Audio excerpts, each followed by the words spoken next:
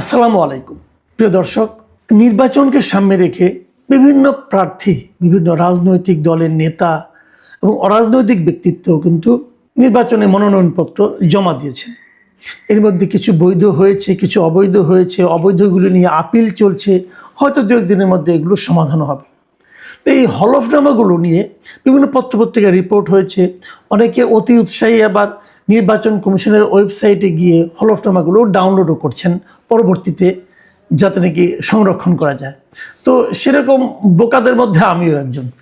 আমি মোটামুটি এরই মধ্যে 300 আসনের সকল প্রার্থীরই হলফনামাগুলো ডাউনলোড করে ফেলার চেষ্টা করছি, কারণ এগুলি পরবর্তী সময় হয়তো যদি না পাই, নিজে সংগ্রহ করে থাকলো। এবং এই হলফনামাগুলো একটু চোখ বুলাতে যে প্রশ্নগুলো আমার মনে এসেছিল, আমি এটা এর আগে বিভিন্ন টেলিভিশনে, আমার এই চ্যানেলে খুব একটা বলিনি, বিভিন্ন টেলিভিশনে আমি কথা বলেছি। তার মধ্যে দুটো পয়েন্ট আমি আলোচনা করেছি। একটা হলো ওনারা যে আয়টা দেখিয়েছেন, এই আয়টার বিশ্বাসযোগ্যতা নিয়ে, এই আয়টা কি আসলে বিশ্বাসযোগ্য, এটা নিয়ে এই আলোচনা আমি পরে করবো, আরও ডিটেলে করব। আজকে ওটা নিয়ে আলোচনা করছি না। আর আরেকটা বিষয় আমার আপত্তি ছিল, আরেকটা বিষয় নিয়ে আমি একটু কথা বলেছিলাম, সেটা হলো রাজনীতিবিদদের পেশা নিয়ে।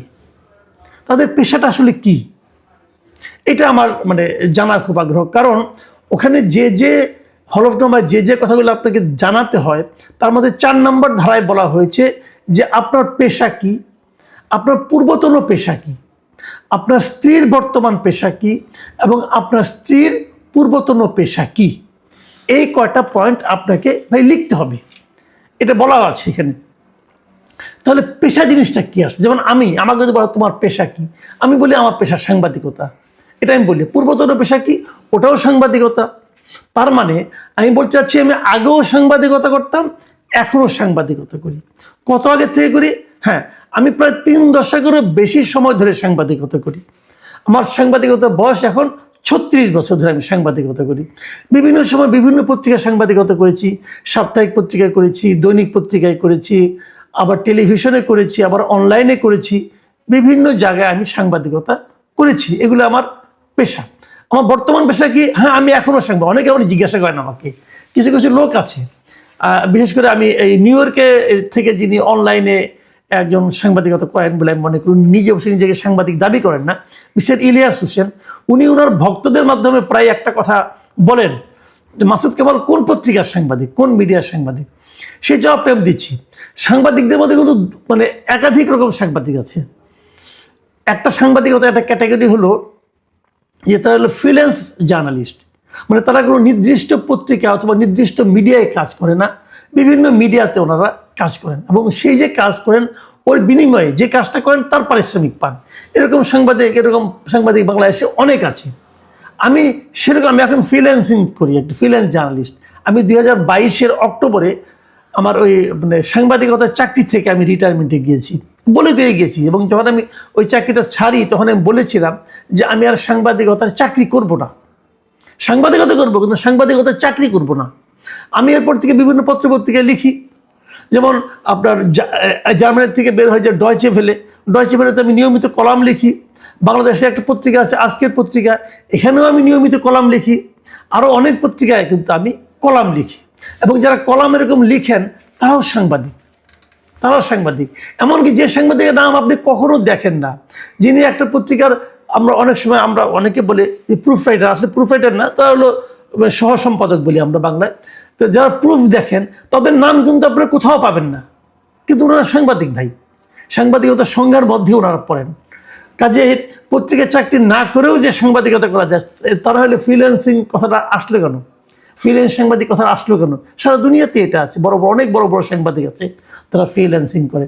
আমি ছোট সাংবাদিক, বাট ফ্রিল্যান্সিং করি। তার বাইরে আমি এখন তো মনে করেন আপনার ট্র্যাডিশনের বাইরে এই সোশ্যাল মিডিয়ারও সাংবাদিকতা আছে। আমি সেখানে যে আমার যে ইউটিউব চ্যানেল আছে, আমি সেখানেও কিন্তু সাংবাদিকতার যে চরিত্রটা, যে পলিসিটা, যে নৈতিকতাটা, সেটা বজায় রাখার চেষ্টা করি। তো যাই হোক, আমি আমার মতো সাংবাদিকতা করি। তো এরকম অনেকগুলি পেশাই কিন্তু আছে, যে আপনি কোনটা দিয়ে আপনার জীবন নির্বাহ করেন, ওটাই হলো আপনার পেশা। পেশাটা কি? পেশা কিন্তু ওইটাই, যে কাজের মাধ্যমে আপনি জীবন নির্বাহ করেন, আপনার পরিবার চালান, সেটাই হলো আপনার পেশা। তো আমার বক্তব্যটা ছিল যে যারা নাকি এরকম মনোনয়নপত্র দাখিল করেছেন, ওনাদের আসলে পেশাটা কি। আমি এই কথা প্রশ্ন আমার জেগেছে এই কারণে যে আমি অনেকগুলো মানে অনেক প্রার্থীর আমি হলফনামা দেখেছি।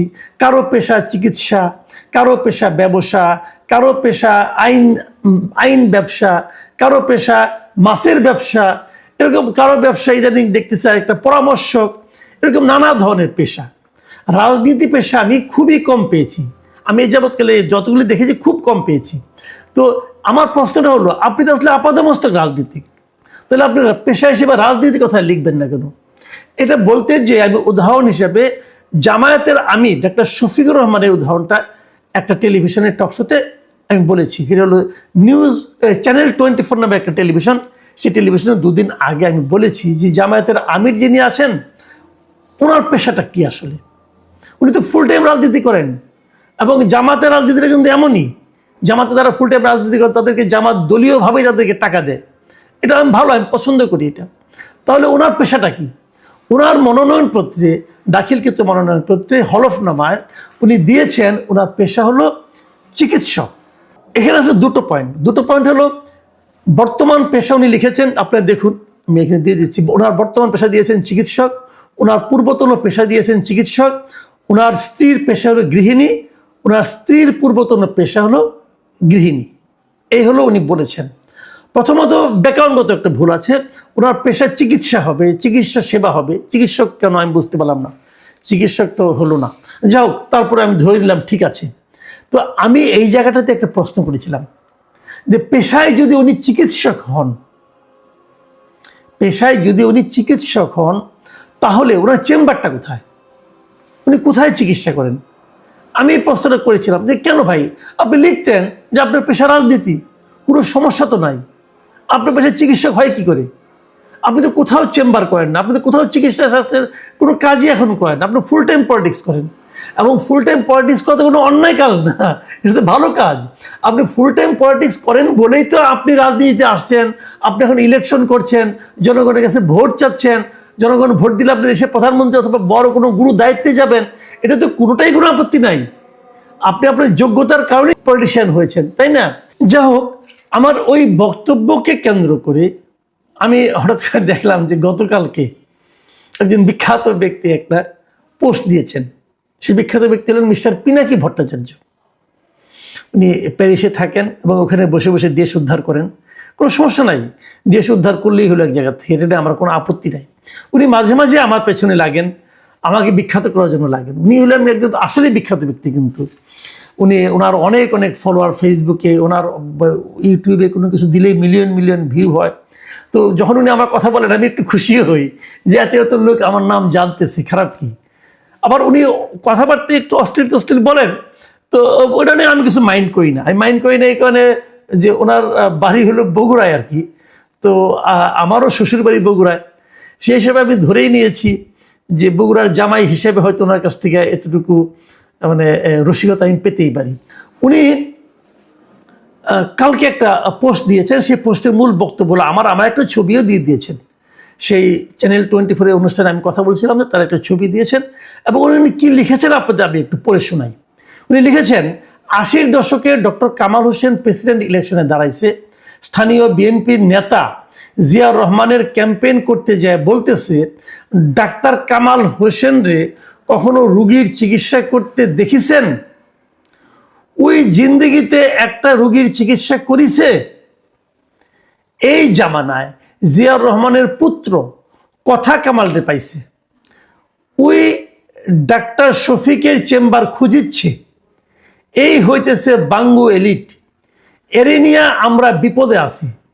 কিন্তু ভাবেন একবার ওই মহাথির মোহাম্মদ রে চে গুয়েভারা বা ফুটবলার সক্রেটিসের চেম্বার দেখতে চাইলে কিন্তু সারা দুনিয়ায় বিপদে পড়বে। এই হলো ওনার লেখা, ওনার স্টাইল এরকম। ওই যে বললাম পড়াশোনা করেন, তার প্রমাণ হলো উনি জানেন যে মহাথির মোহাম্মদের পেশায় ডাক্তার, চে গুয়েভারা পেশায় ডাক্তার ছিলেন, এবং ব্রাজিলের ফুটবলার ছিলেন যিনি সক্রেটিস, উনিও পেশায় ডাক্তার ছিলেন। কাজে উনি জানেন। এবং আমার মজার ব্যাপার হলো পিনাকি ভট্টাচার্য সাহেব নিজেও পেশায় ডাক্তার ছিলেন, মানে উনি ডাক্তারি পড়েছেন আর কি। তো এদের চেম্বার খুঁজলে নাকি পৃথিবী বিপদে পড়বে। তো ভাই পিনাকি ভাই, আপনাকে একটা কথা বলি, আমি তো ডাক্তার লেখার কারণে তো চেম্বার খুঁজিচ্ছি না, আমি তার চেম্বার খুঁজিচ্ছি এই কারণে যে উনি লিখেছেন যে উনি পেশায় ডাক্তার। উনি যদি ওই হলফনামায় পেশায় জায়গায় ডাক্তার না লিখে লিখতেন রাজনীতিবিদ, তাহলে কিন্তু আমি এটা খুঁজিতাম না। আমি ভালো বগুড়ার ভাষা বলতে পারি না, যদিও বগুড়ার মহিলার সঙ্গে থাকি, কিন্তু ভালো বলতে পারি না, আমি খুঁজিতাম না ভাই। যেমন আপনি ডাক্তার লেখেন, আপনার আপনার মানে আপনি ডাক্তারি পড়াশোনা করেছেন, কিন্তু আপনার চেম্বার কিন্তু আমি খুঁজবো না, কারণ পেশায় আপনি ওষুধ কোম্পানিতে চাকরি করতেন, এখন আবার অন্য কোনো কোম্পানিতে চাকরি করেন। আপনি তো পেশায় যদি বলেন যে আমি পেশা ডাক্তার, আমি বলে আপনি পেশা হলো চিকিৎসা, যদি এটা আপনি বলেন তাহলে আমি খুঁজবো, নাহলে আমি খুঁজবো কেন? এখন প্রশ্ন হলো যে উনি লিখেছেন নিজের হলফনামায় যে ওনার পেশা হলো চিকিৎসক, লিখেছেন বলে আমি জিজ্ঞাসা করেছি। আর এটা কিন্তু ওই কারণে যে আপনি তো আসলে চিকিৎসক নন, আপনি ডাক্তারি পড়েছেন, আপনি চিকিৎসা শাস্ত্রে ডিগ্রি নিয়েছেন, কিন্তু আপনি পেশাদার চিকিৎসক এখন নন। আপনি লিখতে পারতেন আপনার পূর্বতন পেশা চিকিৎসা, বর্তমান পেশা রাজনীতি, কোনো আপত্তি ছিল না আমার। আমি ওই অর্থে বলেছি। যেমন আপনি পিনাকি সাহেব, আপনি এক সময় ডাক্তারি পড়েছেন, একসময় ওষুধ কোম্পানির আপনি একজন কর্ণধার ছিলেন, তাহলে আপনি পূর্বতন পেশা হতে পারে ওষুধ কোম্পানির কর্ণধার, সিইও অথবা যাই হোক না কেন, সেটা নিয়ে আলোচনা যত কম করা যায় তত আপনার জন্য ভালো, কারণ ওখানে আপনার কিছু অপকর্ম আছে আর কি। যাই হোক, ওটা বাদ দেন, ওইটা আবার বলি না, বললে আবার রেগে মেগে আমার নামে আবার একটা মানহানি মামলার জন্য হুমকি দিতে পারেন। উনি কিন্তু আমার নামে একটা মানহানি মামলার উকিল নোটিশ পাঠিয়েছিলেন, ভেরি ইন্টারেস্টিং। যদিও ওটাকে আমি খুব একটা অনার করিনি, ফেলে দিয়েছিলাম, তো কি আর করা যাবে। উনি তারপরে মামলাটা করেন নাই, কেন বুঝতে পারলাম না, করলে একটু খুশি হইতাম, শ্বশুরবাড়ির দিক থেকে একটা উপহার পাইতাম আর কি। যাই হোক, সে আলোচনা বাদ দিই। কাজে আমি ওই জন্য লিখেছি। কাজে আমার প্রশ্নটা মূলত ছিল যে রাজনীতিবিদরা যখন হলফনামা দিবেন, তখন সে হলফনামায় এমন এমন কথা লিখবেন না যাতে নাকি সাধারণ মানুষ বিভ্রান্ত হতে পারে। সেই জন্যই আমি কথাটা বলেছিলাম। যেমন আমি একটা উদাহরণ দিয়ে বলি আপনাকে, এই যে তারেক রহমান সাহেব যে হলফনামা দিয়েছেন, তারেক রহমান সাহেব যে আয় দেখিয়েছেন, ওটা নিয়ে আমার আপত্তি আছে, আমার সন্দেহ হয়েছে, আমার বিশ্বাস হয়নি, আমি বলেছি। কিন্তু উনি কি জানেন উনি ওনার পেশা কি লিখেছেন? উনি ওনার পেশা লিখেছেন রাজনীতি। উনি ওনার পূর্বতন পেশাও লিখেছেন রাজনীতি। উনি ওনার স্ত্রীর পেশা লিখেছেন চিকিৎসক, স্ত্রীর পূর্বতন পেশাও লিখেছেন চিকিৎসক। তার মানে ওনার স্ত্রী জীবনে চিকিৎসা পেশা ছাড়া অন্য কোনো কিছু করেনি। তারেক রহমান সাহেব জীবনে রাজনীতি ছাড়া অন্য কোনো পেশায় যুক্ত হননি। সোজা হিসাব রে ভাই, সরল পথে থাকেন। শফিকুর রহমানের এটা ভুল হলো কেন? এটা কি শফিকুর রহমান নিজে হাতে ভুল করেছেন? আমি কিন্তু তা মনে করি না। আমি জানি আমাদের এখানে ইনকাম ট্যাক্সের ফাইলগুলো কারা পূরণ করে, এটা কিন্তু আরেকজন ইনকাম ট্যাক্সের উকিল পূরণ করে দেয়, কিন্তু অনেক কিছু লেখে। এখানেও আমার ধারণা তার হয়ে অন্য কেউ করেছেন, যিনি এই কাজগুলি করেছেন, এমনকি ওনাদের আয় টায় নিয়ে যিনি অঙ্কগুলি বসিয়েছেন, তারা ভুল করেছেন, তারা অন্যায় করেছেন। আমি তাদেরকে সতর্ক হওয়ার জন্য বলেছি। এতে গায়ে জ্বালা লেগে গেছে পিনাকি সাহেবের। কেন ভাইয়া, আপনি কি জামাতের দায়িত্ব নিয়েছেন নাকি? জামাতের পিয়ারও হয়েছেন ভাই? কারো পিয়ারও হয়েন না, কারো পিয়ারও হয়েন না। পিয়ারও হওয়া বাদে কোনো স্বস্তি নেই। হয়তো অর্থ আছে কিন্তু স্বস্তি নেন। আপনি যেটা পারেন সেটাই করেন। পিয়ারোগিরি আপনার কাজটা, পিয়ারোগিরি করতে যে আপনি ধরা খাচ্ছেন বারবার। আপনি কিছুদিন সরকারের দালালি করছেন, এখন সরকারের উপরে খেপছেন, সরকার আপনাকে ঠিকমতো হয়তো মাল পানি আর দেয় না, চেপে গেছেন। আমি কিন্তু ভাই শুরুর থেকে একই জায়গায় আছি। এই সরকার যেদিন দায়িত্ব নিছে সেই দিন থেকে আমি বলছি এই সরকার পারবে না। এটা আপনি একদিন পরে বলতেছেন, কিন্তু আপনার তো আমার আগে বলা উচিত ছিল, কারণ আপনি তো আমার চেয়ে অনেক জ্ঞানী বলে আমি মনে করি। জ্ঞানী মানুষ বুঝতে এত সময় লাগে কেন ভাই? এত সময় কেন লাগে?